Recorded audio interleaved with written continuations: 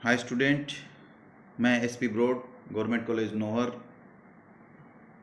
Lecturer in botany. हम पीछे plant tissue system के बारे में चर्चा कर चुके हैं और एक बार फिर उसी टॉपिक को हम आगे बढ़ाते हैं। प्लांट टिश्यू सिस्टम के अंदर उनके विभिन्न प्रकार के जो टाइप्स हैं, प्रकार हैं, उस पर कॉलेज का जो यूट्यूब चैनल है उसको भी आप सब्सक्राइब कीजिए और साथ में जो एक व्हाट्सएप ग्रुप बना हुआ है बीएससी सेकेंड ईयर का, उसके अंदर भी विभिन्न प्रकार के जो इस टॉपिक से रिलेटेड और अन्य जो टॉपिक हैं बीएससी सेकेंड ईयर का उससे रिलेटेड भी नोट्स डाले जा रहे हैं, उनको भी आप पढ़ते रहिए। और साथ में जो कॉलेज का यूट्यूब चैनल है उसके अंदर भी आप जाइए, वहाँ पर आपको टॉपिक ये मिलेंगे। उस चैनल को सब्सक्राइब कीजिए और उस टॉपिक को आप पढ़िए, ज़्यादा से ज़्यादा इसका फ़ायदा उठाइए। तो हम अपने टॉपिक पे आते हैं प्लांट टिश्यू सिस्टम के अंदर टाइप पर। जो प्लांट टिश्यू सिस्टम जो है उसका जो बेस्ड ऑन फंक्शन है, जो प्लांट टिश्यू सिस्टम है वो मुख्य रूप से जो इसका जो प्रकार हैं वो कैसे हैं, बेस्ड ऑन फंक्शंस हैं, यानी कि इनके कार्य के आधार पर बांटा गया है। इसके मुख्य रूप से तीन भाग हैं: epidermal tissue system, ground tissue system और vascular tissue system.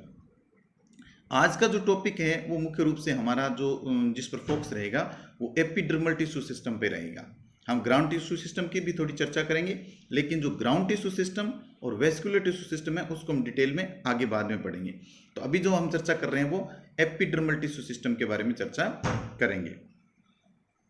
Epidermal tissue system जो होता है ना, वो जो होता है outer most covering of plant body. Epidermal tissue system जो होता है वो मुख्य रूप से outer most covering of plant body होता है, यानी कि प्लांट जो है उसकी बॉडी का जो बाहरी पार्ट है उसको मतलब कवर करता है। जैसे हमारी जो बॉडी है उसके अंदर हमारी जो स्किन है, ये स्किन जो होती है ये पूरी बॉडी को जो कवरिंग करती है, उसी प्रकार जो आउटर मोस्ट कवरिंग जो है प्लांट की उसको वो करता है।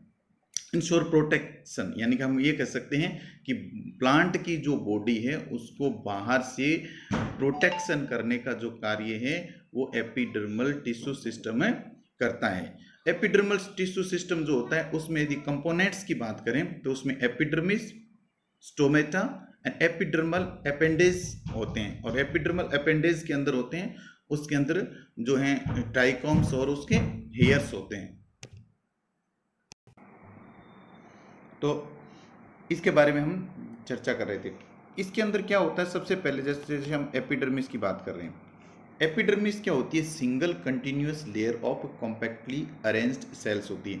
पास पास जो सेल व्यवस्थित होकर के एक सिंगल लेयर कंटिन्यू, यानी कि लगातार एक इस प्रकार की परत बनती है जिसके अंदर कोशिकाएं क्या होती हैं, सारी पास पास होती है, इस प्रकार से अरेंज होती है, उसको हम क्या बोलते हैं, एपिडर्मिस बोलते हैं। प्रिवेंट वाटर लॉस, एपिडर्मिस का मुख्यतः कार्य क्या है, जल हानि से बचाना। पौधे की जो जल हानि होती है उससे वो बचाने का कार्य करती है। सेल्स आर पेरेनकाइमेटस सेल, जो कोशिकाएं जो होती है एपिडर्मिस की वो किससे बनी होती है, पेरेनकाइमेटस सेल होती है, यानी कि मृदुतकीय कोशिकाओं की बनी हुई एपिडर्मिस सेल होती हैं। और large vacuole with less cytoplasm, जो एपिडर्मिस की कोशिकाएं होती हैं वो क्या होती हैं, उसके अंदर बड़े वैक्यूल्स पाए जाते हैं विद लेस साइटोप्लाज्म, कोशिका द्रव्य उसमें कम होता है। और वैक्यूल्स जो होती हैं, रिक्तिकाएं होती हैं, वो एपिडर्मिस की सेल्स जो पेरेनकाइमेटस सेल होती हैं वो जो होती हैं उनमें वैक्यूल्स बड़े होते हैं लेकिन साइटोप्लाज्म कम होता है। और एपिडर्मिस जो होती है उसके ऊपर क्यूटिकल पाई जाती है, जो लास्ट लाइन लिखी हुई है आपकी स्क्रीन पे देखिए, उसमें क्यूटिकल पाई जाती है। वो क्या होती है cuticle A vaccine thick outer layer is present. क्या होती है, मोम जैसी बनी हुई एक परत होती है जो बाहर की तरफ पाई जाती है एपिडर्मिस की। एपिडर्मिस के अंदर स्टोमेटा होते हैं। स्टोमेटा क्या होते हैं, हिंदी में जिसको बोलते हैं रंध्र। रंध्र क्या होते हैं, pores present on the surface of the leaves, pores present on the surface of the leave, यानी कि इस प्रकार के रंध्र जो सरफेस पर पाए जाते हैं पत्ते की, उनको हमें स्टोमेटा बोलते हैं। Regulate the exchange of gases and water vapour between external air and internal of the leaf. क्या करते हैं, रेगुलेट करते हैं, यानी कि कंट्रोल करते हैं, रेगुलेट करते हैं, नियमितीकरण करते हैं किसका, एक्सचेंज ऑफ द गैस, यानी कि जो गैसेज हैं उनका और जल वाष्प का आदान प्रदान करने का कार्य करते हैं। कहाँ से? एक्सटर्नल एयर, बाहरी वायु, तथा इंटीरियर ऑफ द लीफ, पत्ती के अंदर की जो वायु है उनका आपस में एक्सचेंज करने का कार्य करते हैं। वायु और जल वाष्प की एक्सचेंज करने का कार्य विनिमय, हिंदी में जिसको बोलते हैं विनिमय, वातावरण से आंतरिक भाग जो हैं पत्तियों के उनका आपस में गैसों का और जल वाष्प के विनिमय का कार्य मुख्य रूप से, या उसको रेगुलेट करने का कार्य कौन करता है? स्टोमेटा करते हैं कि अंदर कितनी गैस चाहिए, कितनी जल वाष्प है अंदर, बाहर की तरफ कितनी जल वाष्प है। क्योंकि हम वातरंध्रों से क्या होती है, एक तो वायु का जो है आदान प्रदान होता है, और साथ में क्या होते हैं ये जो स्टोमेटा जो होते हैं, रंध्र जो होते हैं, उनसे क्या होता है कि जो जल जो होती है, जल की हानि होती है। तो ये भी एक एपिडर्मल टिश्यू सिस्टम का भाग होता है स्टोमेटा। हम किसकी बात कर रहे हैं? एपिडर्मल टिश्यू सिस्टम की बात कर रहे हैं। एपिडर्मल टिश्यू सिस्टम में क्या आ गया? एपिडर्मिस आ गई, उसके ऊपर वाले जो क्यूटिकल्स हैं वो आ गई, और उसके अंदर जो स्टोमेटा है वो आ गए। और एपिडर्मल टिश्यू सिस्टम के अंदर आगे की जो हम चर्चा कर रहे हैं उसके बारे में, जैसे structure of a stomatal apparatus, यानी कि जो स्टोमेटा हैं वो किस प्रकार के बने होते हैं। ये क्वेश्चन कई बार पूछा जाता है कि एक जो रंध्र जो है उस रंध्र की आप संरचना का चित्र बनाइए। तो आपकी स्क्रीन पे है कि एक रंध्र की संरचना का आप चित्र बनाओगे तो उसके अंदर क्या बनाओगे? एक तो बनाओगे बाहर की तरफ जो है गार्ड सेल, ठीक है, और अंदर की तरफ बनाओगे थिक एंड इलास्टिक सेल्स पाई जाती हैं। मोटी जो सेल्स पाई जाती है अंदर की तरफ पाई जाती हैं, और बाहर की तरफ जो होती है थिन एंड इलास्टिक, यानी कि पतली सेल्स पाई जाती है। तो इस प्रकार आप एक डायग्राम बना सकते हो, किसका? रंध्र का चित्र बना सकते हो। Pores is surrounded by a pair of kidney shaped cell, ground cell. क्या होते हैं? रंध्र जो होते हैं वो घिरे होते हैं चारों ओर से एक जोड़ी वृक्क के आकार की कोशिकाओं से घिरे हुए होते हैं, उनको गार्ड सेल कहा जाता है। रंध्र जो होते हैं वो चारों ओर से घिरे होते हैं, इससे दो सेल से घिरे होते हैं जिनको हम गार्ड सेल कहते हैं। Outer thin wall, inner thick wall, जो सेल्स जो होती हैं ग्राउंड सेल, जो गार्ड सेल जो होती हैं, उस गार्ड सेल की जो आउटर वॉल जो होती है वो तो होती है थिन होती है, यानी कि पतली होती है, और इनर वॉल जो होती है वो थिक होती है, मोटी होती है। क्या काम करते हैं? Control opening and closing stomata. कौन? ये जो गार्ड सेल जो होती हैं ये किसका कार्य करती है? ये नियंत्रित करती है ओपनिंग एंड क्लोजिंग, यानी कि रंध्रों के खुलने और बंद होने की क्रिया का नियंत्रण ये करती हैं। अब एपिडर्मल जो अपेंडेजेस हैं, यानी कि एपिडर्मल जो टिश्यू सिस्टम है वो उसके ऊपर विभिन्न प्रकार के अपेंडेजेस हैं, यानी कि किस प्रकार के अंगक पाए जाते हैं उसमें। तो outer growth from epidermal cell, ये सारे क्या होते हैं? जैसे हमने शुरू में चर्चा की थी कि एपिडर्मल अपेंडेजेस की यदि बात करें तो उसमें दो पढ़ रहे हैं हम। एक तो पढ़ रहे हैं रूट हेयर्स, यानी कि जो रूट जो होती हैं उसके ऊपर जो हेयर पाए जाते हैं वो जो होते हैं वो, और एक होते हैं ट्राइकोम्स। ट्राइकोम्स जो होते हैं वो मुख्य रूप से जैसे तने वगैरह होते हैं, तने जो होते हैं उन पर छोटे छोटे रोम से होते हैं, उनको हम ट्राइकोम बोलते हैं। जब आप देखना जो प्लांट्स जो हैं उस प्लांट्स को आप देखोगे ना तो प्लांट्स के जो तने जो होते हैं उनके ऊपर छोटे छोटे रोम टाइप की स्ट्रक्चर होती है, उनको बोलते हैं ट्राइकोम्स। और जो हेयर्स होते हैं वो बाल लाइक स्ट्रक्चर्स होती हैं, वो सामान्यतः जैसे रूट जो होती है, रूट को आप उखाड़ के देखोगे तो रूट के ऊपर जैसे हेयर जैसी संरचना, बालों जैसी संरचना पाई जाती है, उसको रूट हेयर्स कहते हैं। तो ये क्या होते हैं? दो प्रकार के होते हैं मुख्य रूप से। तो ये जो बनते किससे? ये एपिडर्मल जो सेल्स हैं उसकी आउटर ग्रोथ ही होती है।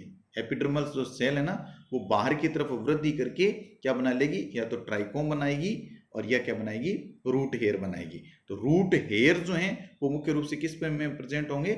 जड़ के अंदर पाए जाते हैं। और ट्राइकोम्स जो होते हैं ना वो सूट वाले भाग में पाए जाते हैं, इनके पर्रों वाले भाग में पाए जाते हैं, तने वाले भाग में मुख्य रूप से पाए जाते हैं। पहला roots hair, unicellular elongations of the epidermal cells in roots. Roots के अंदर यूनिसेलुलर, ये क्या होते हैं? रूट हेयर्स क्या होते हैं? यूनिसेलुलर होते हैं, एक कोशिकीय होते हैं। एक कोशिकीय जो आउटर ग्रोथ जो हो जाती है उनको हम क्या बोलते हैं? रूट्स हेयर बोलते हैं। रूट हेयर क्या करते हैं? Help in water and minerals absorption from soil. ये क्या करते हैं?